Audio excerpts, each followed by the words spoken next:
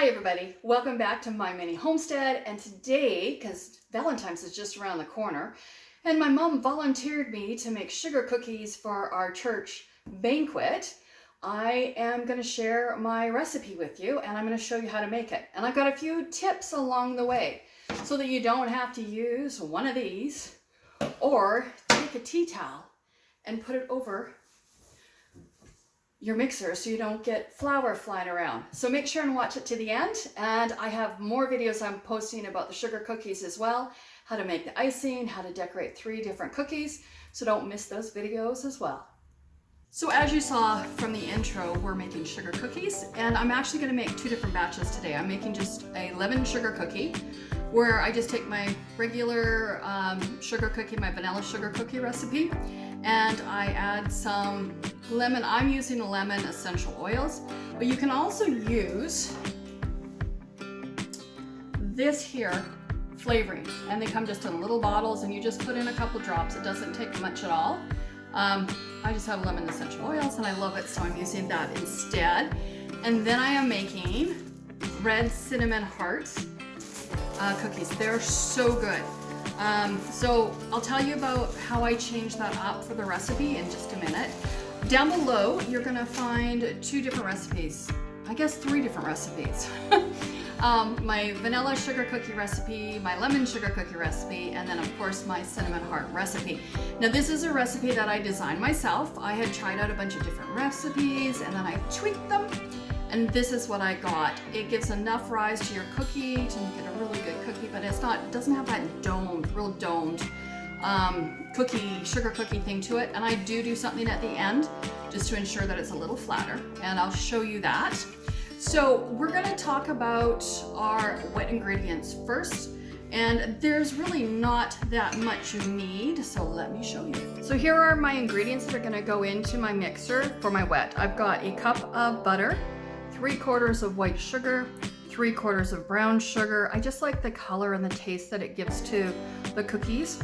I've got 3 eggs, and then we're going to be using a teaspoon of vanilla, as well as whatever you're going to use for flavoring. So I've got doTERRA, lemon essential oil here, and then I've got the lemon oil here as well that's natural.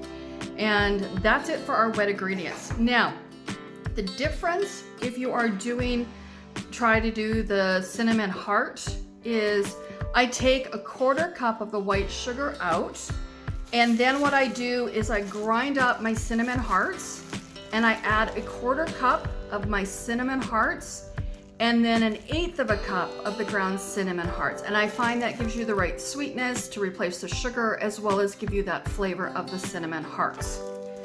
And then of course, if you're just gonna do a plain white vanilla sugar cookie, then you don't put any lemon in. I'm putting lemon in today. I want that lemon taste today for these cookies. All right, I am going to get this all into the mixer. Let's head over to the mixer. I just wanted to show you what I have a Lentex, and that's what I ground up the cinnamon hearts with. Now you will see there's a few little bigger chunks, and that's fine. It's just when somebody gets into one of those cookies, they're gonna get a little pop of more flavor. And I do the exact same thing with candy canes for my Christmas cookies. So I'm just gonna replace the white sugar in my recipe so that I have half of my batch done in the cinnamon. So let's set our oven, and I'm gonna set it to bake. Set it to 350 and get that started. Now, depending on your oven, that could be different. So you might have to try out a few batches of cookies first to find out what's gonna work best for you temperature-wise. My old oven, I had to set it for 375 and bake my cookies for 11 minutes. This is a new oven that I haven't done my sugar cookies in. So I set it for 350, I'll try it for the 11 minutes, and we'll see on the first batch. I might have to turn it up to 375 for the next batch. So you just have to play with it, or you might need to just bake it for an extra minute. So my mixer is a KitchenAid, and I like to use, whoops, locked it. I like to use this attachment because it's got the rubber edge on it, so it scrapes the sides as it's working. I mean, I still do scrape the edges, but it sure helps a lot. So we're gonna start off with our butter. And I'm just gonna throw it in there. And we are going to blend that, or whip it, whatever you want to call it, until it's nice and soft. It helps if you lock your bowl into place.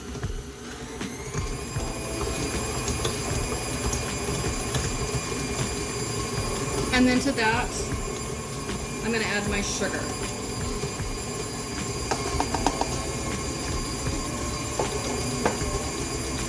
And I'm just going to let that go until it is well incorporated.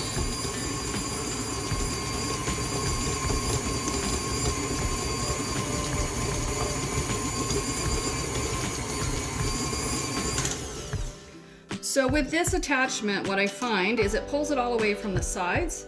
But if you can see down here in the bottom of the bowl, that butter in the bottom has not mixed. So that's what I go after. I just scrape it up, get it all off.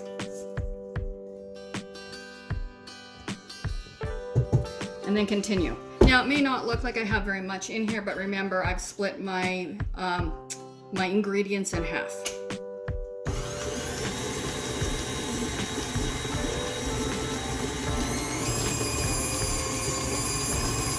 Now I'm gonna add my eggs, and normally what I would do is add 1 egg at a time, but in this case I blended my eggs so that I could do 1.5 eggs.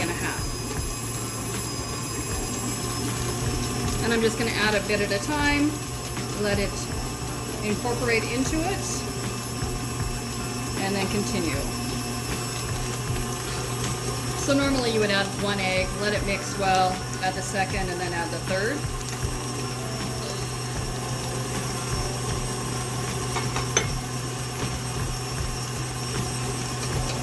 Sorry, we had a little interruption. My phone rang.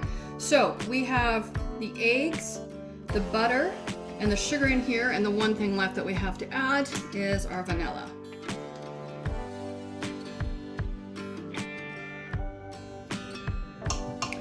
I never use a measuring spoon for this. All right, and let's mix that in.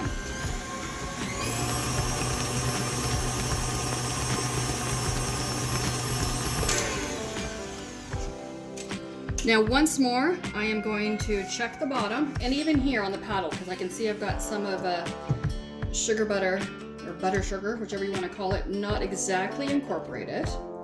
So I just scrape it all off, so it all gets in there. And then one last time, I go to the bottom and make sure I'm getting anything that hasn't been incorporated. And you can see right there, right, that clump, that hasn't been incorporated like we'd like. So I just use this and wipe it off. And put it back down. And give it one more quick whip or mix.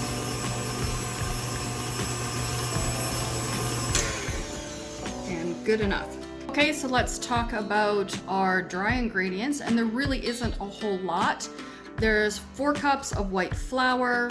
We have a teaspoon of salt. We don't put too much in because we're using salted butter, so just a teaspoon of salt. And then we have 2 teaspoons of baking powder. And so I'm in Canada, this is what we've got for our baking powder here. So let's go and add this to our wet ingredients. Now, how many of you find that when you're using a mix master and you throw your flour in and you turn it on and you get this big cloud of flour everywhere? Well, what I do, open it up, take my paddle off, and then I just dump in all my flour. Oh, and I've already mixed in my baking powder and my salt in with that.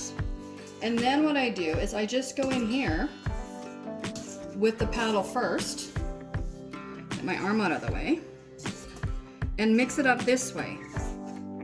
And then I find when I do turn it on, I don't have this big cloud of flour that goes everywhere and all over my counter. And let's put the attachment back on.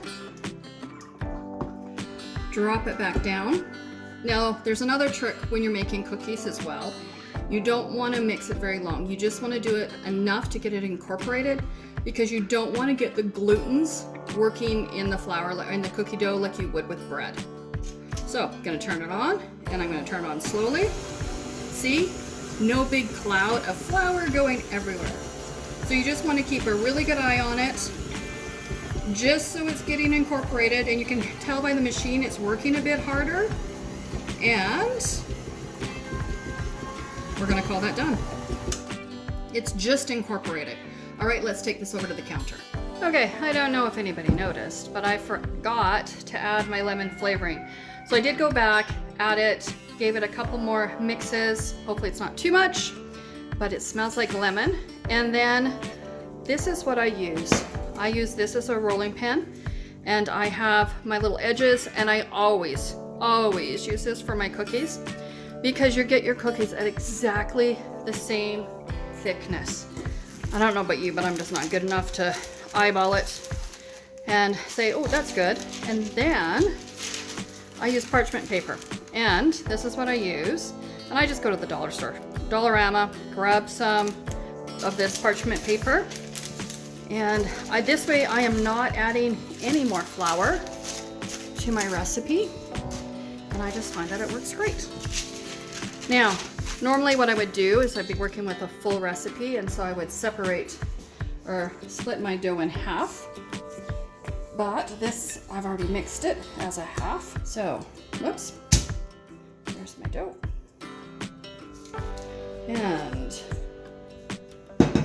all I do is I take my hands and push it out. And of course I've washed my hands as flat as I can. And then I put down my other parchment paper on top of it, and I start working it out. So I work it up to the edge, making sure I stay on, of course, and then I just spin it out, and then go back the other way and spread it out. Now, you may end up with a bit more dough than what you can use in this, and then I just cut it off. But it takes a bit of work. So I'm gonna finish this out, get it rolled out really nice, and we'll continue from there. There we go, I have it rolled out really nice and even. And then what I do is I have this cookie sheet right here, and I just slide it underneath it. And now I take it out to the freezer, and I put it in the freezer for 15 minutes. So once that has been in there for 15 minutes, I can tell I got a bit over the edge. I'm just gonna take that off. And both sides. Just sort of stick it in there. Probably not gonna, when I cut it, I'm gonna have leftovers and re-roll it anyhow. But I just wanted to stick it in there so it's in there. Flatten it down nice. Okay, so into the freezer it goes, and we'll be back in 15 minutes to cut these out. Just wanted to show you my cinnamon heart cookie dough. I haven't added the dry ingredients yet. I did add a couple of drops of red food coloring just to give it more of that pinky color that I wanted in the cookie. Here's my cinnamon heart recipe, and I just wanted to show you that I actually do go try to bring it out into the corners as well to spread it into those spaces. So you just work it until you have it all the different areas, and if you need to, rip a piece off and put it into an area that doesn't have any. And that way you don't have anything hanging over. So my cookie dough is out of the freezer. I actually only left it in about 10 minutes. This one gets really cold fast. If you don't have room in your freezer or don't have a freezer, just put it in your fridge for about half an hour. The important thing to do about this is peel parchment paper off.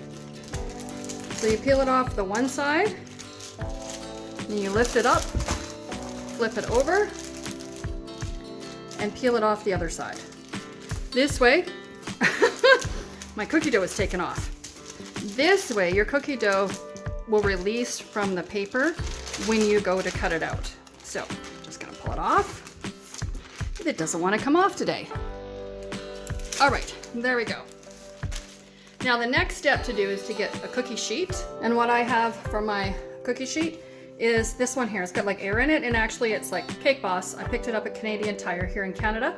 I'm sure you can find them in the States as well. And I like these. I find it just cooks my cookies really even.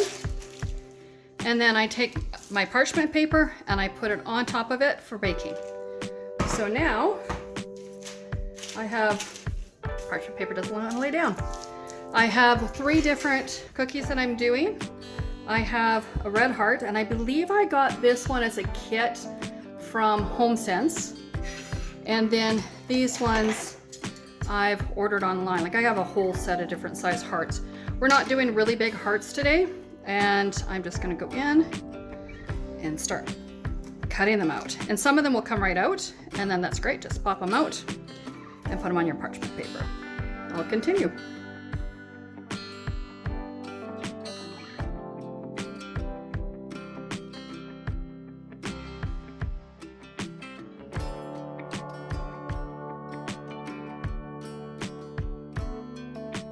Okay, so my cookie sheet is full of cookies, and I'm gonna go pop those in the oven for 11 minutes. We'll see what they look like when they come out.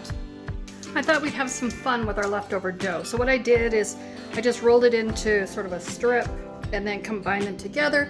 This way we will have cookies that are two flavor and two toned. And yeah, just make sure you don't have any gaps in between. And then I'm gonna roll that out and we'll have some fun cookies. All right, the timer went off. I'm just gonna turn it off and pull them out of the oven. And there we are. Let's see, do they look done? Whoops, they're just starting to get brown. Yep, okay. And this is what I do to get a flatter cookie. I have a glass here that has a flat side, and I just gently, like I mean really gently, roll each cookie on the, because you can see there's a bit of, see how that one's flatter than this one? Just gently, like hardly any pressure at all. Just gonna do all of those. And you need to do this as soon as they come out of the oven. And it's gonna give us a flatter surface to work on without flipping our cookies over. And then, to stop the cooking process, just take them over to the cookie sheet and dump them out. Onto the baking rack and dump them out so that they stop cooking. And I'll get my next batch in. And here is my multicolored cookies, and I'm just gonna get those cut out. And I'm just gonna make sure that I get both colors in every cookie. And yeah, it's a lot of fun. Oh, forgot to put parchment paper on the cookie sheet. All right, I'll show you when the cookies are all out. Here are my cinnamon heart cookies after they come out of the oven. Aren't they just the prettiest? I'm really looking forward to decorating them. So got 2 more trays, one's in the oven, 1 more to go in. And then we'll be ready to get to part 2, and that is decorating. So there it is. We have 4 dozen and 2 cookies. One of them is a funny shape because it's just whatever's left over. So you can see, like, this is the first variegated cookies that I made, and then when I mix the dough together to get the last ones, I almost get like more of a marble effect. But that's like, this is what one batch of the recipe will give you. 4 dozen cookies, if they're this sort of like the medium size, not the super large cookies. So I hope you found that useful and you got a few tips out of that. The recipes are down below, like I said previously. I hope you enjoy them. They are so tasty. And be sure to watch the next one on how I make the royal icing, and the other 3 on how I decorate the beginner, intermediate, and advanced sugar cookies. Have fun, everybody. Make sure and like this video and be sure to subscribe.